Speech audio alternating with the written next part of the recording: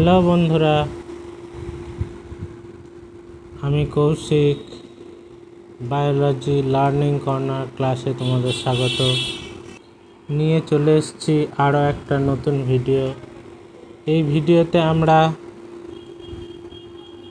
তোমাদের জেনেটিক্সের অর্থাৎ এনসিইআরটির বই যদি তোমরা ফলো করো তাহলে principal of inheritance and variation এই চ্যাপ্টারটা থেকে কিছু খটকা লাগার জায়গা, কিছু শক্ত লাগার জায়গা, এমন কিছু জায়গা যে জায়গাগুলো তোমরা অন্য কোনো ভিডিওতে পাবে না। অন্তত এরম এই ধরনের বাংলা ইংরাজি বাইলিঙ্গুয়াল ভিডিওতে তোমরা পাবে না।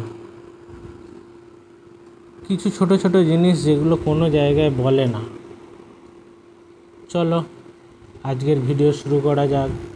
প্রথমে আমরা একটা ছবি দেখি। এই ছবিটা তোমরা অনেকেই দেখেছো, তাই না? এই ছবিটার কতগুলো জিনিস নিয়ে আজকে আমরা কথা বলব। প্রথমে আমরা একটা জিনিস নিয়ে কথা বলি, সেটা হচ্ছে এর টাইটেল। এটাকে বলা হয় মনোহাইব্রিড ক্রস বা একসংকর জনন। এই জায়গায় লেখা আছে মনোহাইব্রিড ক্রস। এই মনোহাইব্রিড ক্রস কথাটার মানে একসংকর জনন শুনেছ। কথাটার মানে দেখো, আমি ছোট ছোট পয়েন্ট করে বলি। এই যে মনো, এইটা মানে হচ্ছে এক। বাংলা একসংকর জনন তো বুঝতেই পারছো, এক। আচ্ছা, গেল। হাইব্রিড, হাইব্রিড শব্দের অর্থ হচ্ছে যেখানে দুটো ক্যারেক্টার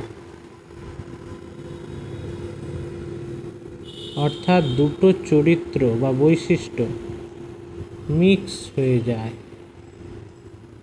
তাহলে এটা একটা মিক্সিংয়ের জায়গা, মিক্সিংয়ের ওয়ার্ড এই হাইব্রিড মানে। আর এই ক্রস মানে হচ্ছে পরাগযোগ বলতে পারো, পলিনেশন বলতে পারো। তাহলে দেখো, এই যে মনোহাইব্রিড ক্রস,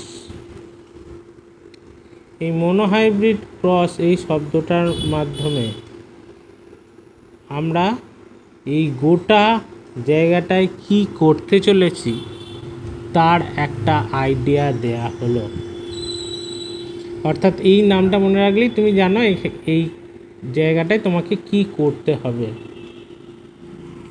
আচ্ছা, এর পরের যে জায়গাগুলো আমি সাধারণ যে পড়ানো, যে এনসিইআরটির এবং ইংরাজি থেকে বাংলা বোঝায়, এরম যদি তোমরা চাও কমেন্ট করো, আমরা অনলাইন ক্লাসের ব্যবস্থা করে দেবো।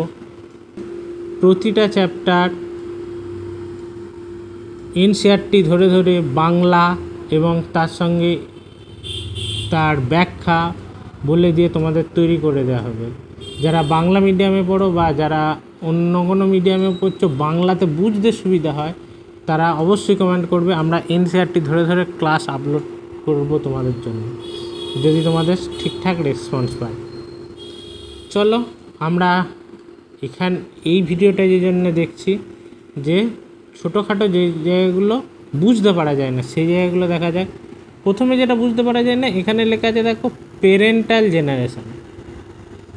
এই শব্দটার মানেটা কি? প্যারেন্টাল জেনারেশন এই শব্দটা বাংলার তলায় দেখো নিচে লেখা আছে জনিত্রীজন। এই শব্দ দুটোর শব্দগুচ্ছের মানেটা কি? এই শব্দগুচ্ছের মানে হলো, এই যে লম্বা গাছ, এই যে টল প্ল্যান্ট, এদের থেকে আমরা পরীক্ষা শুরু করছি, এদের থেকে আমরা ক্রসিং শুরু করছি ডোয়ার্ফ প্ল্যান্ট বা বেটে প্ল্যান্ট থেকে। এরা হচ্ছে এই প্যারেন্টাল জেনারেশন যেটাকে বলবে, সেটা হচ্ছে পরীক্ষার শুরু। সাধারণভাবে এটাকে কোনো বিশুদ্ধ ট্রেটের জন্য ব্যবহার করা হয়। দেখো, লম্বা, বিশুদ্ধতা সর্বোচ্চ এই ফিনোটাইপিক বৈশিষ্ট্যতে, ডোয়ার্ফ বা বেটের সর্বোচ্চ ফিনোটাইপিক বৈশিষ্ট্য এটাতে রয়েছে। তাই এদের পিওর উদ্ভিদ বলা হয় এবং এদের থেকে পরীক্ষা শুরু হয় বলে এদের প্যারেন্টাল জেনারেশন বলে। আচ্ছা, এরপরে একটা জিনিস তুমি যেটা এখানে দেখতে পাচ্ছ, তোমাদের বইয়ে যেটা দেখতে পাও না সেটা হচ্ছে এই জায়গাটা। দেখো যে জায়গাটা 4 চৌকো করা আছে, এই জিনিসটা তোমাকে বুঝতে হবে তোমার পানেট স্কোয়ার তৈরি করার জন্যে। এই জায়গাটা বোঝাটা খুব জরুরি। এই জায়গাটায় কি রয়েছে না, এই যে লম্বা গাছ থেকে একটা বেরিয়ে এসছে, দুটো লম্বা গাছের যে জিন, দুটো জিন থেকে একটা জিন বেরিয়ে এসছে, আরও ভালোভাবে বললে একটা অ্যালিল বেরিয়ে এসছে। তোমরা পড়েছ মানুষের দেহ বা উদ্ভিদ দেহ 2n হয়। এই 2n শব্দটার মানেটা কি? 2n শব্দ মানে হলো যে কোনো ক্যারেক্টার তার দুটো জিনের দুটো কপি রয়েছে। অর্থাৎ একটা লম্বা বৈশিষ্ট্যের জন্য বড়টি ক্যারেক্টার যদি নির্দিষ্ট হয়, তাহলে ছোট বৈশিষ্ট্যের জন্য ছোটটি ক্যারেক্টার নির্দেশিত হয়েছে, এটা তোমরা পড়ে জেনেছো। কিন্তু এটা ক্যারেক্টারের জন্য একটা জিন, কিন্তু সেই ক্যারেক্টারটা প্রকাশ করতে গেলে দুটো অ্যালিল লাগবে, তাই আমরা দুটো বড় টি হিসেবে সেটাকে প্রকাশ করি। যেমন এটা এখানে করা হয়েছে, এখানে করা হয়েছে, এখানে করা হয়েছে। অর্থাৎ এইগুলো এক একটা জীব, এরা সবাই এক একটা জীব। কিন্তু এই যে জিনিসটা, এটা হচ্ছে এক একটা গ্যামেট। অর্থাৎ এই পর্যায়ে দেখানো হচ্ছে এই লম্বা গাছ থেকে এই গ্যামেটটা ফর্ম হয়েছে, এই ডোয়ার বা বেঁটে গাছ থেকে এই গ্যামেটটা ফর্ম হয়েছে। বোঝা গেছে? তাহলে এটা হচ্ছে গ্যামেট ফর্মেশন স্টেজ বা গ্যামেট উৎপাদন স্টেজ। বোঝা গেছে? এবার একটা জিনিস লক্ষ্য করো, এখানে শুধু কাটা দেয়া আছে, এখানে কাটার সঙ্গে তলায় কী লেখা আছে দেখো, সেলফিং বা স্বপরাগযোগ। তাহলে এই দুটোর তফাৎ কি? এটা হচ্ছে ইতর পরাগযোগ, এই সেলফিং লেখা আছে মানে স্বপরাগযোগ। বুঝে যাও, যদি কাটা দেয়া থাকে শুধু তাহলে ইতর পরাগযোগ হবে, কিন্তু কাটা দিয়ে তলায় তোমাকে সেলফিং বা স্বপরাগযোগ যদি লেখো তখন বোঝাবে পলিনেশন বা স্বপরাগযোগ। এখানে পলিনেশন ইতর পরাগযোগ, এখানে পলিনেশন স্বপরাগযোগ। বোঝা গেছে? আবার আর একটা জায়গায় আসি, এখানে দেখো লেখা আছে F1 জেনারেশন বা অপত্যজন্য। এই F1, এইখানে রয়েছে F2, এই শব্দগুলোর মানে কি? এই যে F1, এই শব্দটার মানে হলো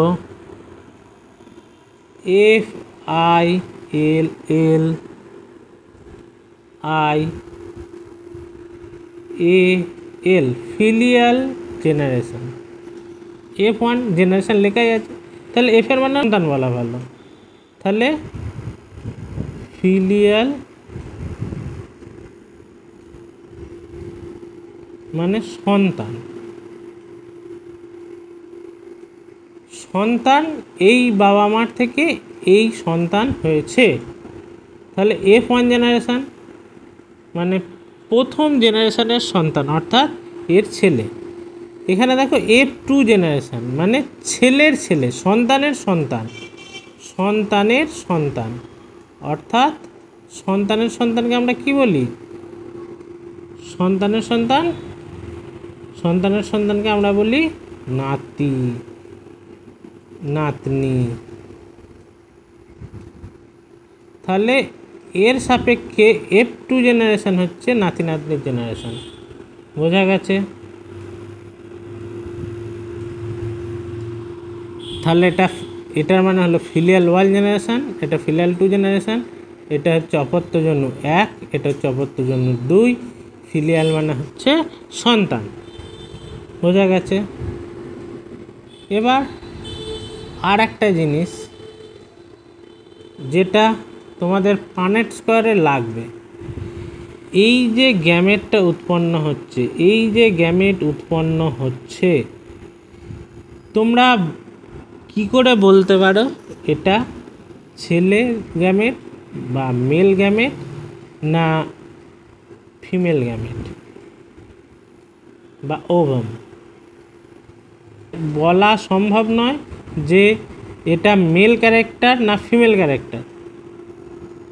এই যে গ্যামেটটি এটি মেল না ফিমেল, এই যে গ্যামেটটি এটা মেল না ফিমেল, এই ক্যারেক্টার থেকে বলা সম্ভব নয়। তাই পানেট স্কোয়ার নির্ধারণের সময় এটাকে একবার আমরা মেল কনসিডার করব, আর একবার এটাকে আমরা ফিমেল কনসিডার করব। চলো পানেট স্কোয়ারের সেই খুঁটিনাটি জায়গাটা আমরা আবার বুঝে নিই। চলে এসছে তোমাদের সামনে একটা পানেট স্কোয়ার।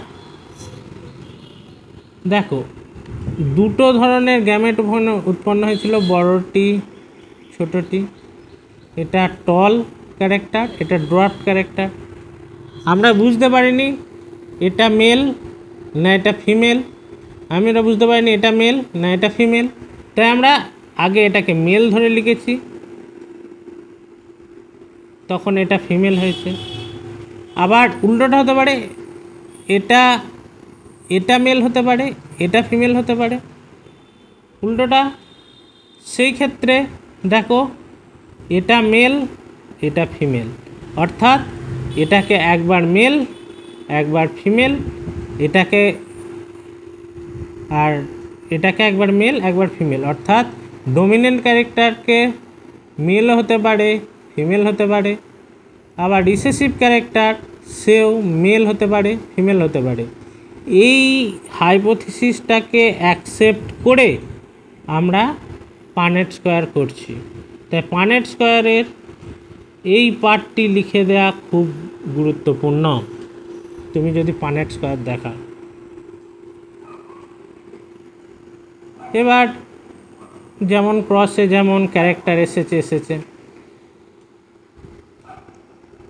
এবার যেহেতু এই পানেট স্কোয়ার একটা চিত্রের মতো লাগছে না, তুমি যদি পানেট স্কোয়ার করো তখন এর তলায় তোমাকে লিখে দিতে হবে Punnett square analysis of a monohybrid cross. যদি বাংলায় লেখো তখন এর তলায় লিখে দিতে হবে এক সংকর জননের পানেট স্কোয়ারের চিত্র। কারণ আমরা আমাদের একটা ভিডিওতে বলেছিলাম যে কোনো ছবি লাগলে তার তলায় ক্যাপশন অবশ্যই থাকতে হবে। পরিষ্কার হয়েছে? আজকে এইটুকুই। চ্যানেলটা ভালো লাগলে লাইক সাবস্ক্রাইব করে দিতে ভুলো না।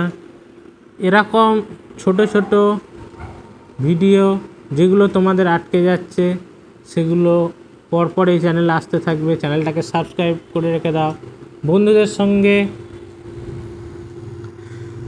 শেয়ার করে দাও। আর তোমরা যদি রেগুলার ক্লাস চাও, অর্থাৎ এনসিইআরটির প্রতিটা চ্যাপ্টার ধরে ধরে তার বাংলা করে দেওয়া, তার ব্যাখ্যা করে দেওয়া, অবশ্যই আমাদের কমেন্ট করো। আমাদের